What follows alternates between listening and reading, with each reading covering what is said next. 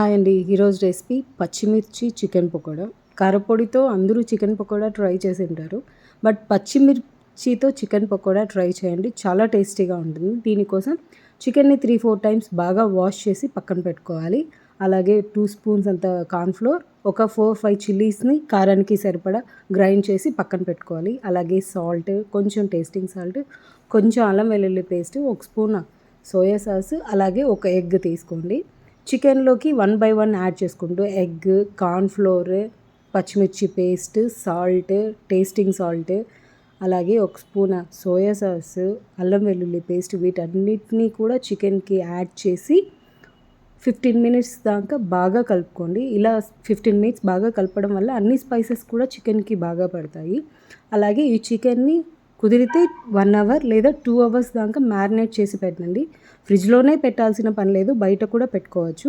ఇలా చికెన్ని మ్యారినేట్ చేయడం వల్ల అన్ని స్పైసెస్ కూడా చికెన్కి బాగా పడతాయండి.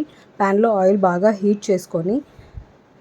హీట్ అయ్యాక చికెన్ ఒకసారి అంతా బాగా కలుపుకున్న తర్వాత ఆయిల్లో డీప్ ఫ్రై చేసుకోవాలి. డీప్ ఫ్రై కూడా అట్ ఏ టైం కాకుండా 50% ఫస్ట్ రోస్ట్ చేసి మళ్ళీ దాన్ని పక్కకు తీసుకొని మళ్ళీ ఇంకొకసారి 50% రోస్ట్ చేయాలి. ఇలా రోస్ట్ చేయడం వల్ల లోపల కూడా బాగా ఎగుతుంది. చికెన్ అనేది పచ్చి వాసన లేకుండా బాగా రోస్ట్ అవుతుంది.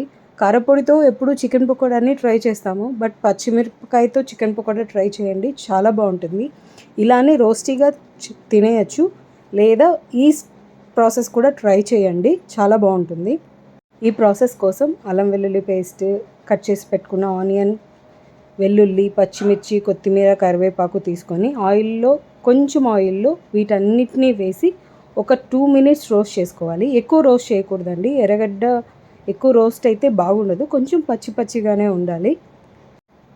ఇలా కొంచెం రోస్ట్ చేసుకున్న తర్వాత అల్లం వెల్లుల్లి పేస్ట్ కూడా ఒక స్పూన్ యాడ్ చేసుకొని అది కొంచెం సేపు వేయించుకున్న తర్వాత ఒక స్పూన్ అంత సోయా సాస్ని కూడా యాడ్ చేసుకొని బాగా వేపుకొని కార్న్‌ఫ్లోర్ని ఒక గ్లాస్ వాటర్లో యాడ్ చేసి దాన్ని ఈ ఎర్రగడ్డకి యాడ్ చేసి ఒక 2 మినిట్స్ రోస్ట్ చేసి దాంట్లో మనం రోస్ట్ చేసుకున్న చికెన్ని వేసి ఒక 2-3 సెకండ్స్ రోస్ట్ చేయండి. ఈ స్పైసెస్ అన్నీ కూడా బాగా పడతాయి.